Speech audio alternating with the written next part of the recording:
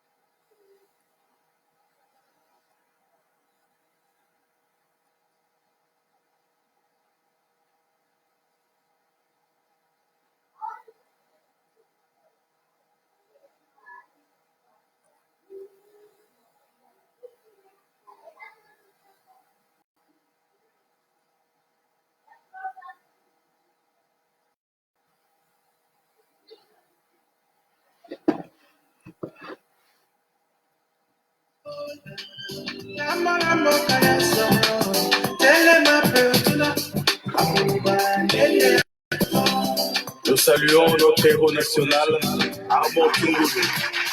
Depuis le village d'Ambili, El Comandante, le maréchal Nkongo.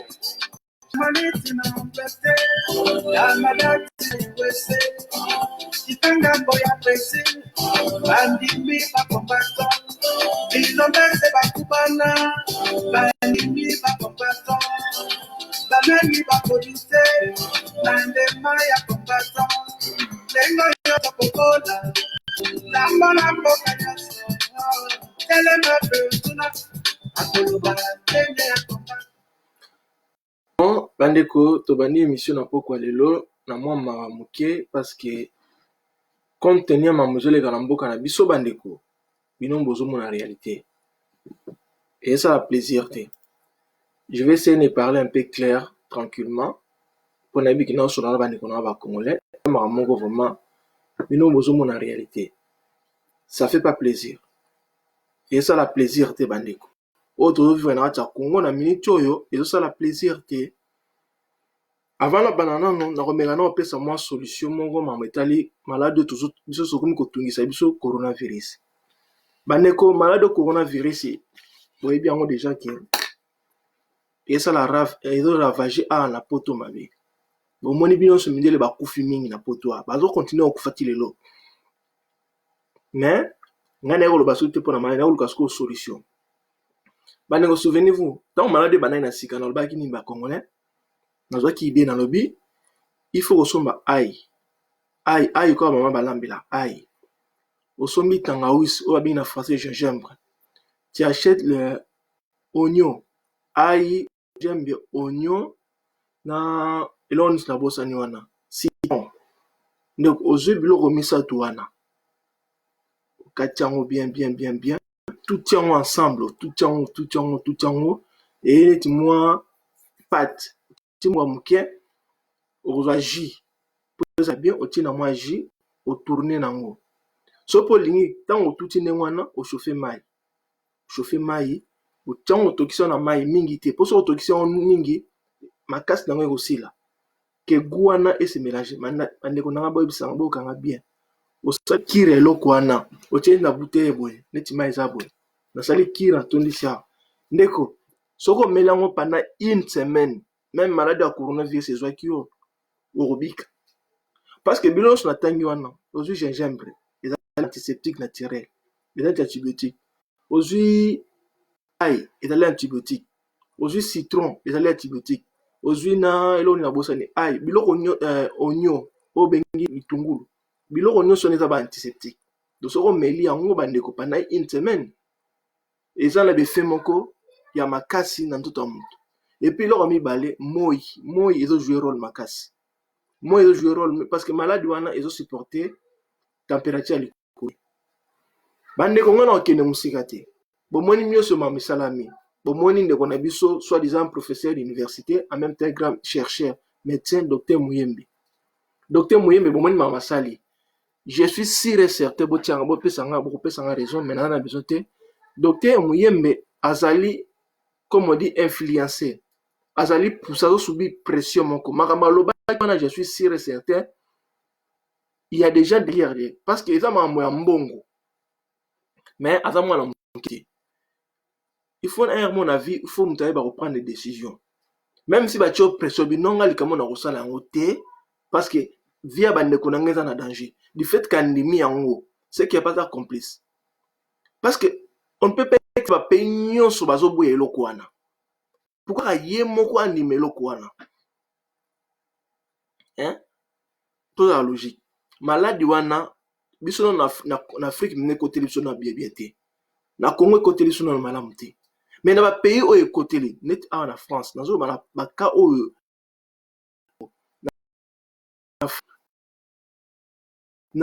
na mais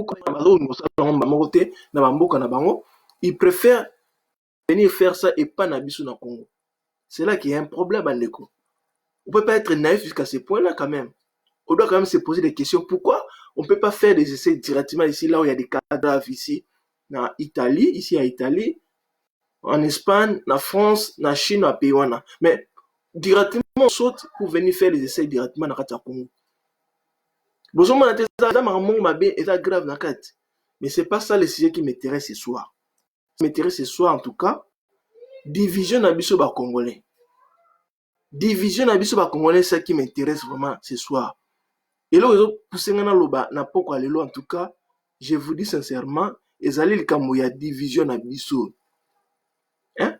Pourquoi pas Congolais tous au moment où nous sommes aujourd'hui, toujours pas traverser, le moment que je suis en train de vous parler maintenant, ezali moment où ça demande que tous les Congolais tous à la unis. Bandeko nanga tous à la unis, tous à la esika moko, tous luka ko se diviser te bandeko nanga. Nazolo ba likambo parce que division na biso eza ko favoriser ba Rwandais ba continuer ko sala biso mabe. Hein? Division na biso zo continuer zo sala ke ba Rwandais bazwa na position de force le corona biso. Bozo mona likambo ya vaccin oyo ya coronavirus. Et il y a les Rwandais qui sont derrière ça. Baza ko soutenir parce que ba yebike ceux qui vont vacciner biso, il y aura beaucoup de décès chez les Congolais. Tout le monde qui est au Sénégal, la village intérieure au Sénégal, on a essayé de vacciner 7 enfants, tous les 7 sont morts. Sur les champs, tous les 7 enfants qui étaient vaccinés sur les champs sont morts. Mais on voit des cas comme ça. Et pourquoi nous allons être vaccinés? Bon, il y a nos vidéos n'importe quoi, pour vous montrer qu'il y a des gens qui sont morts à cause des vaccins là, dans le Sénégal. Je vais vous montrer les vidéos dans le cas vidéo dans le cas pour l'accès. Parce que ma ramo vraiment sans vous mentir quoi est comme grave hein? Je cherche les vidéos dans l'accès non ce qui s'est passé dans Sénégal il colla vaccin c'est là dans le binon bon coordonner quelques minutes s'il vous plaît na c'est coordonner quelques minutes voilà on va trouver vidéo dans l'accès binon bon c'est là OK.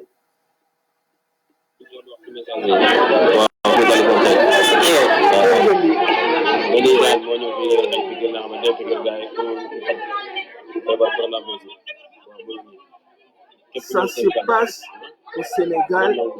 Il y avait cet enfant qui était vacciné. Après avoir été vacciné, ils sont tous morts. C'est pourquoi il y a cette troupe, les gens-là. C'est les vaccins qui a provoqué ça. La mort de cet enfant.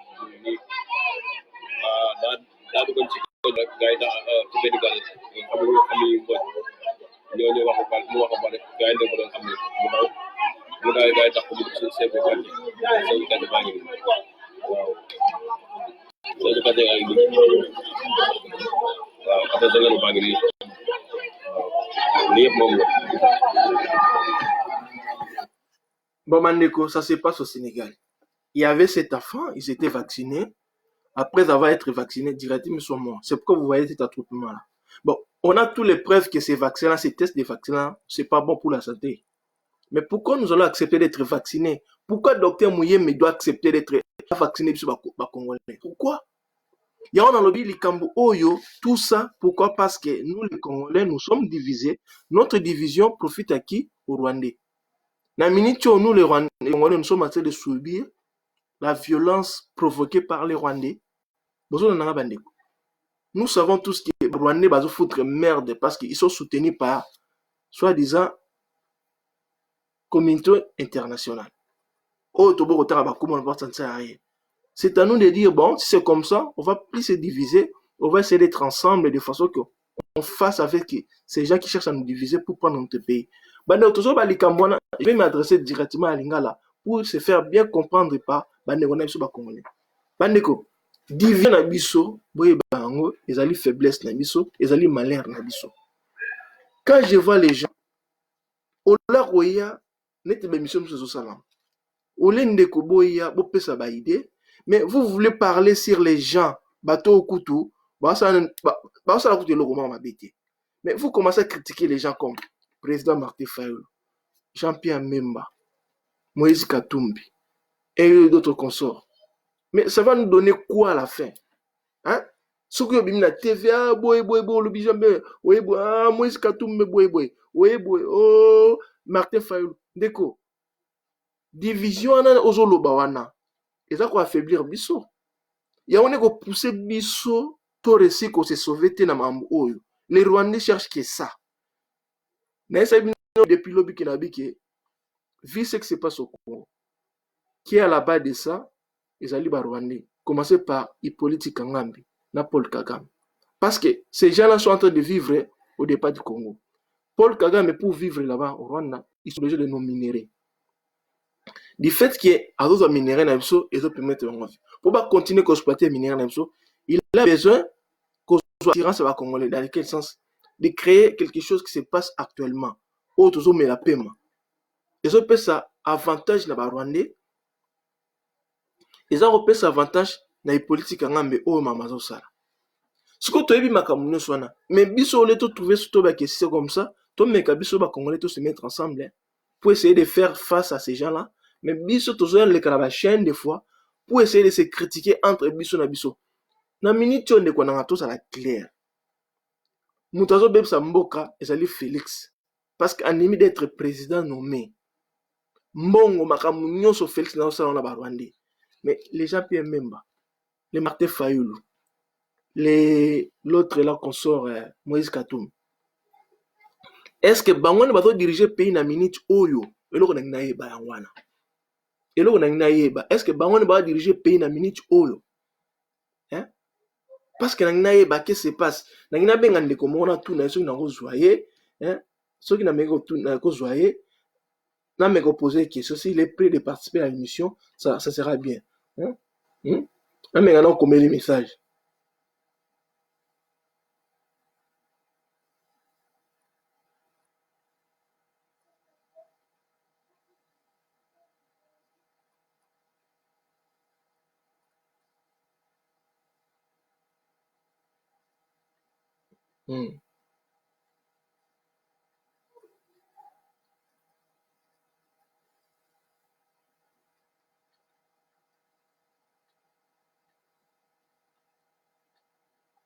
Nazo komele message nayo kasoka kolo hein nazo tuna bino bandeko nazo tuna bino na minute oyo kofinga Jean-Pierre Mbemba, kofinga président Martin Fayulu, kofinga Moïse Katumbi. Est-ce que yango neko trouver solution na makambo na biso vraiment?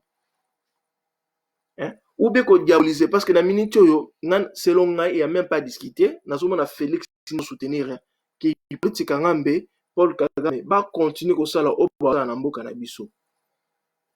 Hein?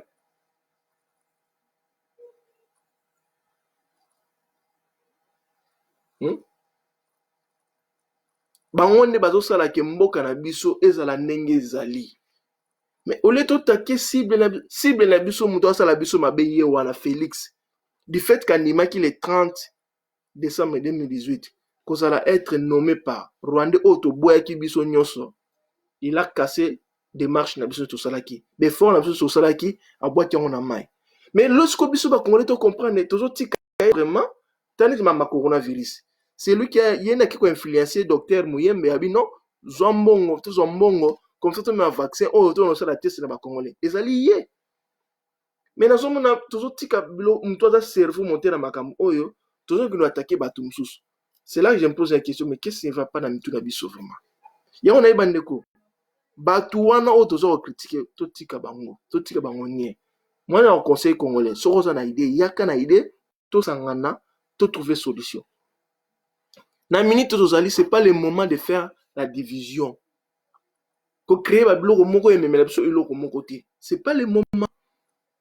Quand je vous dis c'est pas le moment, nazo constater bandeko na ngai. Nazo constater, nazo senga bino ndeko na PCP numéro. Soko ningo intervenir, mais vous allez bien bon na lo banane. Ça sera mieux que je puisse parler. Hein? Parce que division ezo meme eloko moko malamu te. Nazo ndeko comme les messages, s'il peut participer na émission, vous allez bien. Na tout na ena. Na tout na e.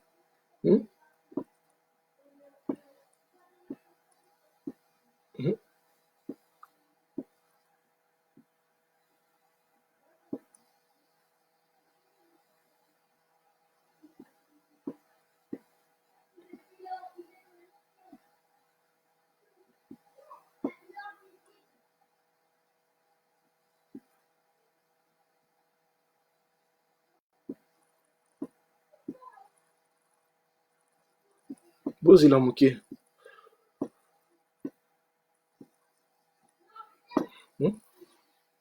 Likambo oyo bandeko nanga likambo oyo ezopesa mawa na mutema. Yango na ko bondela bandeko nanga. Soki bonito resi ko libérer mboka. To tika esprit déjà ya ko luka division, to tika ko finga bato oyo baza na pouvoir te. Bato pe bazala ko la biso na minute oyo bazo luka pe ndenge ba ko sala po to meka ko libérer mboka. Ozoka. Et que ça la plus simple parce que tant que tu as créé ko finga batwana et ça tu as la confusion na mitu ya bato. OK, biso tozo luka nano. Tout ça la ini biso no so ba congolais sika moko na bato na tangi ba kombo wana. Que de façon que to sa bato ba sala biso mabe. Ou beto chasser mutu oyo aza ko soutenir mabe so manamboka na biso. Bino so boyebi ezali Félix.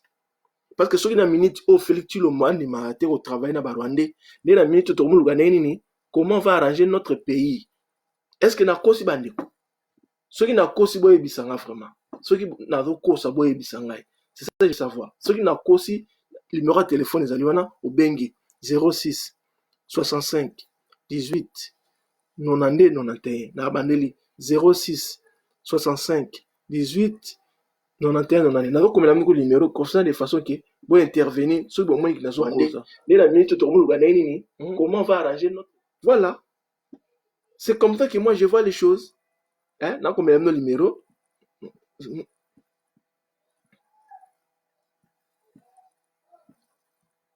Ceux qui ont moins vraiment qui n'ont pas le coup de essayez de réagir.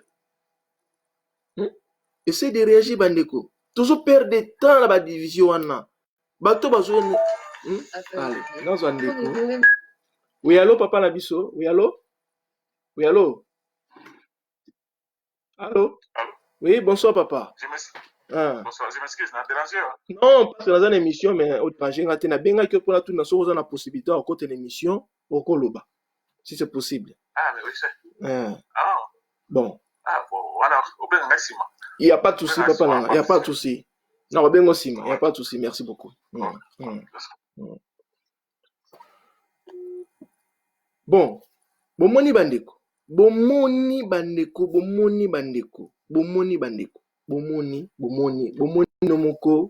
Bomoni binomoko ke makambo oyo ekosila kaka soki ba congolais biso tokomi normal, c'est-à-dire quoi? Toyokani, tofai nano ensemble. Parce que division na biso eza kopesa force na muto asala biso mabe. Nana za responsable ya force wana ezali Hippolyte Kangambe nazo bénéficier nango. Azana mutu na osala servir parce que makambo Félix awasala bandeko sans vous mentir. Toyi félicité, mais Félix a boma biso, a bomisa biso. Félix a bomisa biso parce que aza ko soutenir démarche ya Rwanda oyo, ya président Rwanda, ya Hippolyte Kangambe. Binongo zo komona nina. Soki ma vaccin oyo Félix azaki normal ko ba te na boyi na peuple nanga ba offrir vaccin na ekota wate. Vaccin so bossa la test bossa na bamboka musu soki réussir kuna on peut pas prendre les gens en bonne santé bato baza malamu bozo bango bando vacciner bango mais non. Mais nous sommes malamu te. Hein? On peut vacciner que muto aza na maladie ne ba luka ne ba bikse. Donc bango ne bata plus important. Tant bano ba kufi 7 na Sénégal. Bana wana. Donc parce que bango na bana mo ba préférer que bana ba Sénégal ba kufa ke bana ba ya ba italien ou ya ba français ou ya ba espagnol ou bien ba chinois. Donc je préférais ba kobaye na bango aller 7 ba kufi. Bana bataki na maladie te. Ils n'avaient pas de problème de santé à coronavirus. Sénégal, c'est tropical. Moi, ils ont la makasi. Je ne suis pas sûr que malade n'a pas résisté. Parce que les recherches ont prouvé que là où il fait chaud, c'est difficile de battre la maladie. Tu peux facilement à la poteau parce qu'il fait froid. Tu as la tourne dans le mois d'avril, mais on a toujours des manteaux sur nous. Il faut la deux bilamba, 3 bilamba, parce qu'il fait froid. Ça a prouvé qu'il y avait beaucoup de cas de morts ici en Europe. On est qui va faire la recherche sur les gens sur place, mais il y a un lobby.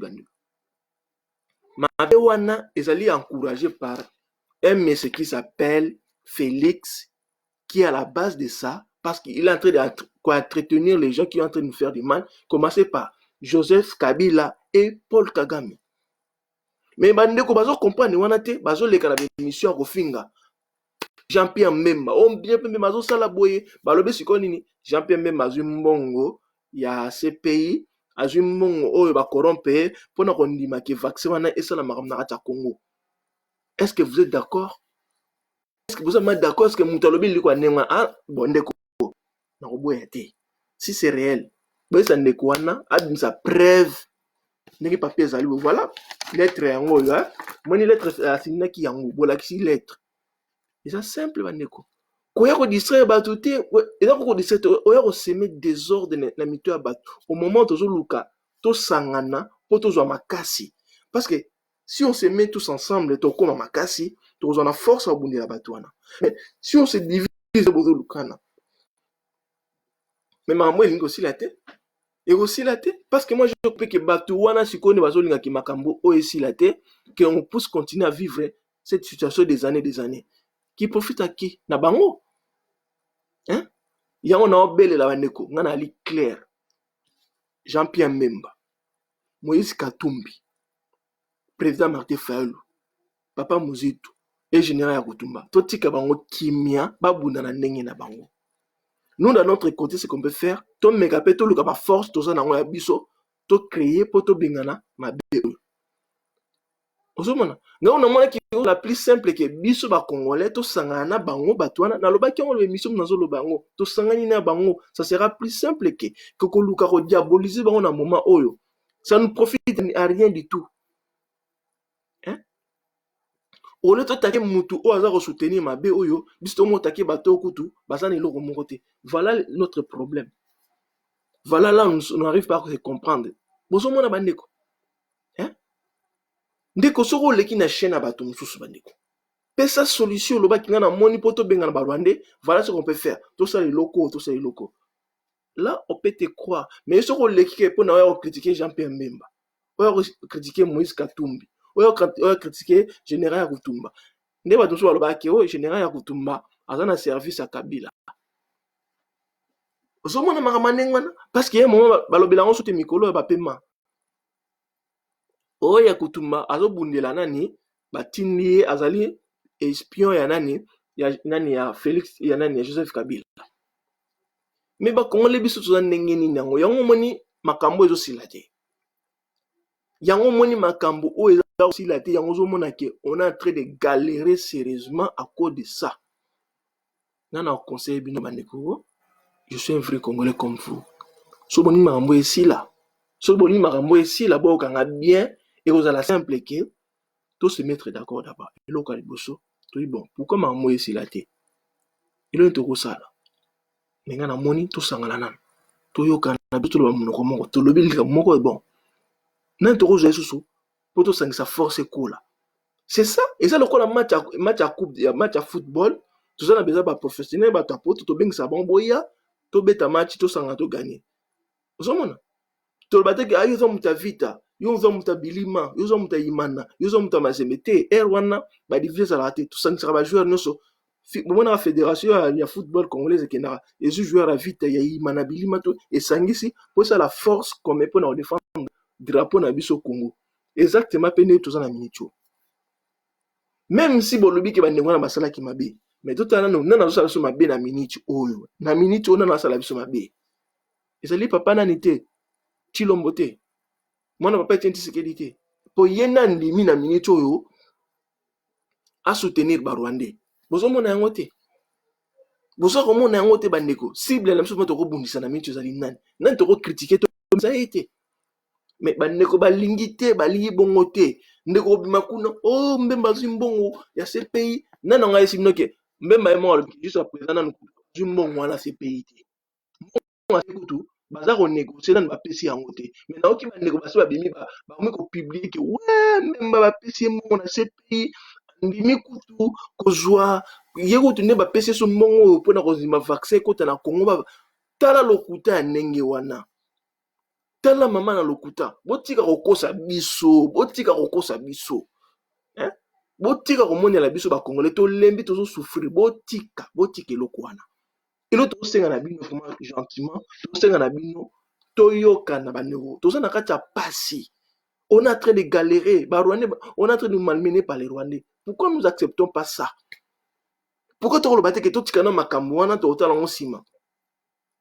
Biloko wana eza biloko mo basala ntango to sangani to bundi to récupérer mboka après ce que to fane va to bana obusa mboko to bon bana basala berere mingi mutu na mutu apesi version na ye wana to stune yo saka boy pona nini yo sala ki boy pona nini yo sala ki boy pona nini uzomona ki ekozala bien mais bino bolingi te so bozo zo nini na simanga na zo ebate ngala mwanga to olemba to zo lela to zo kemba ndeko bo partager direct bo partager on peut toujours y a un conseil qui va nous baser na batikango toujours na esprit toujours le dialogue toujours le to se mettre ensemble pour to benga na ba étranger au basa la biso mabe et l'autre toujours le yango na nga précisément ba netiki na zo le kawa ezali projet na ngai hein tant que tu comprends le côté bandeko on peut faire tout ce qu'on veut to benga soki magicien nango to trouver solution parce qu'on est divisé. Et ça profite qui a Paul Kagame et politique Kagame. Félix Souga na kontaka na été azali mwana manga. Moi je l'ai même surnommé na poids plim. Pour azawana tout ce qu'il est en train de faire et ça dépend de la tête na été baza ko dicter toi tu vas faire ça. Orosa la boy, loba boy, kende boy, bisto lini boy. Et ça va décision na été. Il pèse pas, il représente rien. Boki azo peser le moko te, azo sala le moko te, il est là comme un domestique. Mwana musala ndako. Ah mwana musala koma kuno koma kite. Lelo kino so ba course na, ça c'est ça qu'il a à faire. Oh bat ba mon sabso pas c'est ali Hippolyte Ngambe na Paul Kagame. Hippolyte Ngambe dans la service à Paul Kagame et il est payé très bien à la fin du mois. Ya ngom na mbongo wana. Pour monga Congo ezo kene nyonso na Rwanda. Qui est en train de favoriser ça? C'est Hippolyte Kagame. La complicité, il y a un Congolais qu'on appelle l'enfant de Etienne Tshisekedi. Voilà la vérité. Ils allaient président Martin Fayulu, ils allaient Yakutumba, ils allaient Moïse Katumba, ils allaient Jean-Pierre Mbate. Mais c'est comme si ils ont à battre. Qui vous a dit, bandeko? Na boy komela pema na likambo wana. Na lembi kolobango ekoma pesa na mawa. Hein? Les Congolais, qu'est-ce qui ne va pas dans nos têtes? Ils ont les biso. Soyons raisonnables, tout mais qu'on réfléchit à ça, ça bien. Na boy te que mutu na mutu, il est libre de dire tout ce qu'il veut. Il faut qu'on la paix à Mongoloba. On sait qu'on est dans un pays de démocratie, liberté d'expression. Mais quand même, il faut raisonner. Il faut tout raisonner, bandeko. Il faut que les gens aient il commence à faire chaud.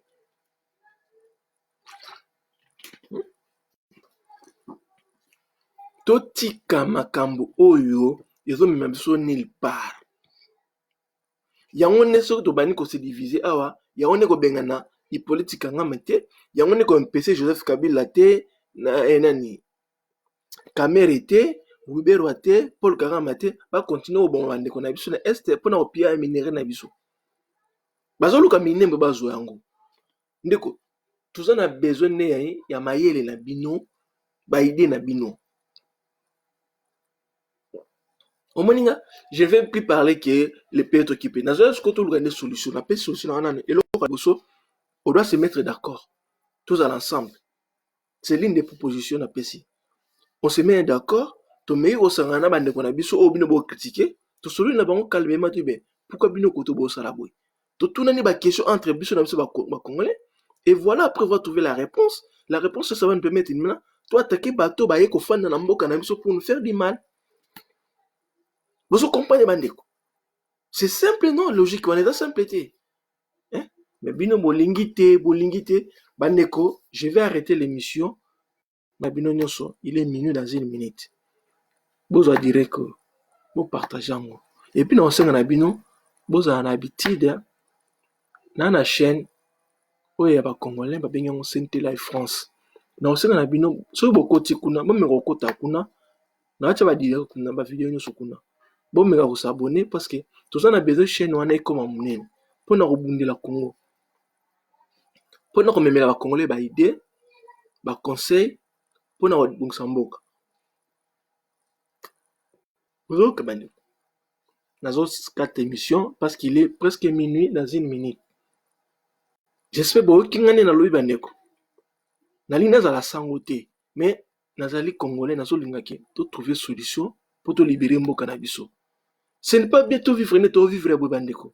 Vous ne voyez pas qu'ils ont malade de vivre net ou vivre à hein? On est occupé, on ne bénéficie de rien du tout. Tout le monde n'a pas si, tu vivre à vivre à Boutala. Vite au traverser dans le Congo, mais n'est pas passé. Mais Bandeko va passer dans le Cameroun, non, tout le solution. Et il veut créer des divisions. Parce que tant on veut combattre Memba, on veut combattre le général Yarutumba. Ozotika mutu oyo sala biso mabe mutu oyo baza kobangisa ye biso combattre bango lisusu mutu bazoluka ke ba attaquer mutu oyo sala biso mabe. Voilà, na soutien, j'espère na remercier ba ndeko sur participer à l'émission oyo.